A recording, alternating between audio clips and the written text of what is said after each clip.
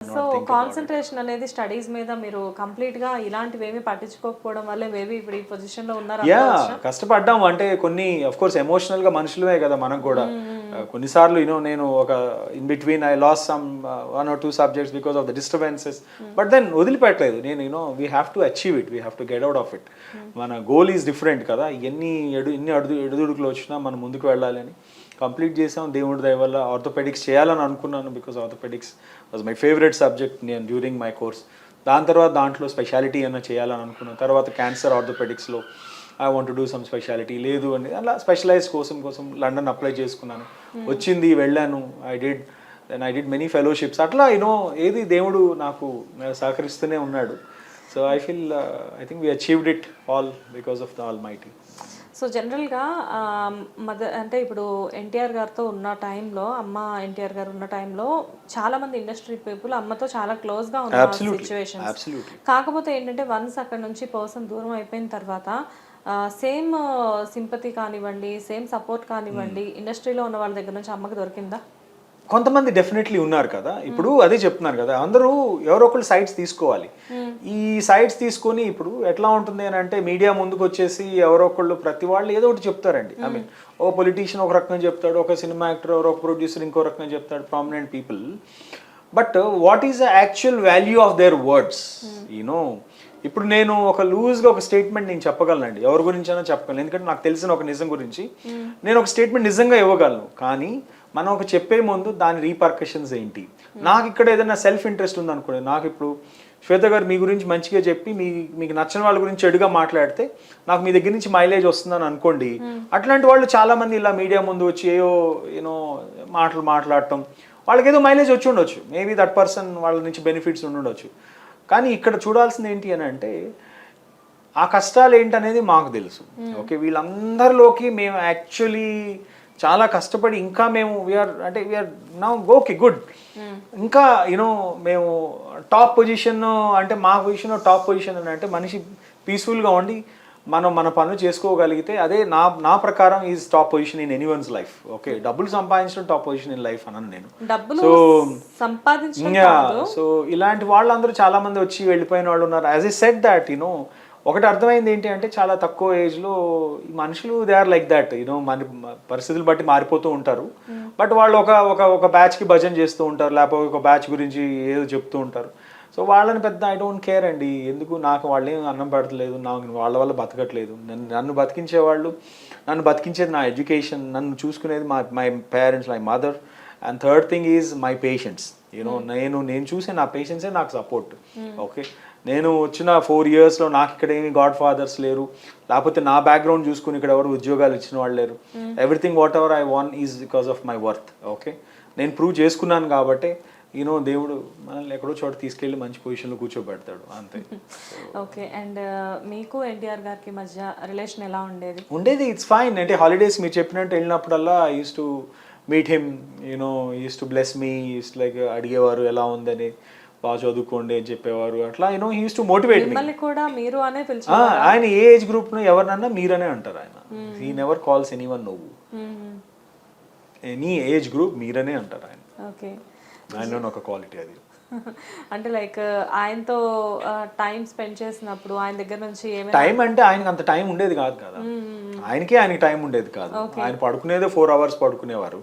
So ఆ టైంలో ఎంత టైం మనం ఆయనతో టైం స్పెండ్ చేయగలం? ఆయనకి అలాంటి ఎంటర్టైన్మెంట్స్ అట్లాంటివి ఏమి ఉండే కాదు కదా. Only probably person who spend maximum time is ma'am in his life. So ఆ టైంలో ఏదన్నా బట్ నాతో పెద్ద ఇంటరాక్షన్ అంటే కలిసినప్పుడు ఏదైనా టిఫిన్ చేయటము, లేకపోతే రేర్లీ ఒక్కొక్కసారి డిన్నర్ కలిసి చేయటము, అట్లా ఉండేది. కానీ సజెషన్స్ ఇచ్చేవారా సార్? సజెషన్స్ ఇచ్చేవారు తప్పకుండా. అదే చెప్తున్నాను కదా, బాగా చదువుకోండి, కాన్సన్ట్రేట్ చేయండి, ఇవన్నీ మీరు పట్టించుకోకూడదు, పొలిటికల్గా వచ్చేవి, మీ ఎయిమ్ అనేది డిఫరెంట్, వాటి గురించి ఏమి ఇబ్బంది పడకూడదు. అప్పుడు ఏం చదువుకుంటూ ఉండేవారు మీరు? 11th 12th బైపీసీలో ఉన్నాను కదా. బైపీసీ అని అంటే అప్పటికి లైక్ ఆ తర్వాత ఎలక్షన్ గెలవడం జరిగింది, విన్ అయ్యారు. తర్వాత ఆఫ్ కోర్స్ ఆ తర్వాత మల్టిపుల్ ఈవెంట్స్. అమ్మకి ఒక స్పెషల్ రికగ్నైజేషన్ ఉండేది డెఫినెట్గా, ఎందుకంటే అంత పెద్ద పర్సన్ అమ్మ అనేసరికి చాలా అభిమానంగా ఉండేవారు, చాలా ఇష్టంగా ఉండేవారు. అంటే అమ్మ చేసిన సర్వీస్ కూడా చిన్నదేం కాదు ఆ టైంలో, అంటే ఇటు పార్టీ వైజ్గా కానివ్వండి అన్ని రకాలుగా కూడా. కాకపోతే బయటకు వచ్చేసరికి అంతా కూడా అంటే నేను నాకు తెలిసినంత వరకు నేను అడుగుతున్నాను, నెగిటివ్గానే అంతా కూడా స్ప్రెడ్ అయింది. అదే చెప్తున్నాను కదా, ఇప్పుడు ఒక మంచి అంటే మేమేమి చూస్ చేసుకుని రాలేదు కదా. లైక్ ఒక ఎన్టీఆర్ గారు లైఫ్లోకి రావాలి అని అంటే ఇంకొక లక్షల మంది వెయిట్ చేస్తూ ఉండొచ్చు కదా. The person has to choose, right? ఆయన చూస్ చేసుకున్న వ్యక్తి కదా, మనం ఏం ఆయన మ్యానిపులేట్ చేసే వ్యక్తిత్వం కాదు కదా. కొన్ని కోట్ల మంది దగ్గర ఆయన ఈజ్ లైక్ ఆరాధ్య దేవుడు. ఆయన ఒక మనిషికి నచ్చి ఆయన ప్రాబ్లీ ఆయన డిసైడ్ అయ్యి ఒక పర్సన్తో ఉండాలని అనుకున్నప్పుడు వీళ్ళంతా ఎవరండి నాకు అర్థం కాదు. సో బేసిక్గా ఇప్పుడు అదే మనిషి పేరు పెట్టుకునే కదా అది ఒకప్పుడు అదే వ్యక్తి గురించి మీరు అందరూ నెగిటివ్గా చెప్పి ఇది చేయలేదు అది చేయలేదని ఇప్పుడు అదే వ్యక్తి ఫోటోలు పెట్టుకునే కదా మళ్ళీ ఇంకా మీరు అందరూ సర్వైవ్ అవుతున్నారు. ఇది ఒకటి సెల్ఫ్ వాళ్ళకి వాళ్ళు క్వశ్చన్ చేసుకోవాల్సిన సెల్ఫ్ ఇంట్రోస్పెక్షన్ అంటాను. సో కాబట్టి I think all that is immaterial. So like అంటే వన్స్ పాలిటిక్స్లోకి వచ్చిన తర్వాత ఇదంతా ఓకే, వన్స్ ఎన్టీఆర్ గారు కాలం చేశాక అమ్మ ఇంకా పాలిటిక్స్ నుంచి కంప్లీట్గా దూరంగా ఉన్నారు. దూరంగా ఏం లేరు, బట్ ఏంటంటే ఇప్పుడు ఆయన పెట్టిన పార్టీని నడిపి తీసుకెళ్ళాలి కదండి. ఇప్పుడు ఒక ఆశయం మీరు ఏదో ఒక ప్రేమగా ఒకటి బిల్డ్ చేసుకున్నారు ఒకటి, మనం అది చేయలేని పరిస్థితిలో ఆ వ్యక్తి లేనప్పుడు దాన్ని తీసుకెళ్లేవాడు ముందుకి ఎవరో ఒకరు ఉండాలి, టార్చ్ బేరర్స్ ఉండాలి కదా. సో ఆ పొలిటికల్ పార్టీని లాక్కోవటం జరిగింది. ఇప్పుడు సరే వాళ్ళ సైడ్ వాళ్ళు అనుకుంటారు పార్టీని సేవ్ చేయడానికి.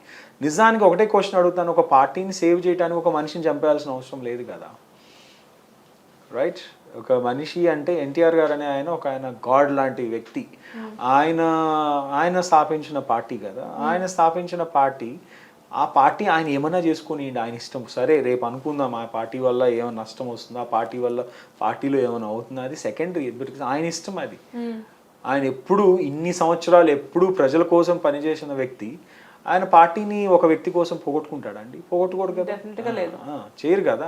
కానీ ఇంకొకళ్ళు ఎవరో అయ్యో మీరు పార్టీ పాడు చేస్తున్నారని ఇంకొకళ్ళు ఎవరో దానికి రియాక్ట్ అయ్యి పార్టీని మీరు లాగేసుకొని ఒక పార్టీకి సంబంధించిన అసెట్స్ తీసేసుకుంటే ఆ వ్యక్తికి ఎంత బాధగా ఉంటుంది. మీది అనుకుని ఎంతో కష్టపడి ప్రేమగా బిల్డ్ చేసుకున్న ఒక డ్రీమ్ని ఇంకొకళ్ళు లాగేసుకుంటే ఎంత బాధ ఉంటుందండి.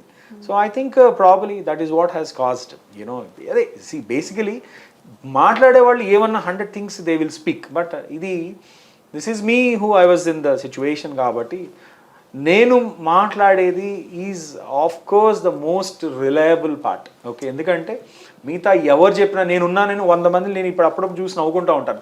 ఎవడెవడో అసలు ఐ డోంట్ ఈవెన్ నో. ఇప్పుడున్న కొంతమంది పొలిటీషియన్స్ నేనున్నాను నేను చూశాను ఇది జరిగిందని చెప్తూ ఉంటారు. I laugh at them. ఆయన దాకా యాక్సెస్ రాగలిగిన ఈ రోజు 90% మాట్లాడే వాళ్ళు ఎవరికి యాక్సెస్ లేదు అసలు. Nobody has access.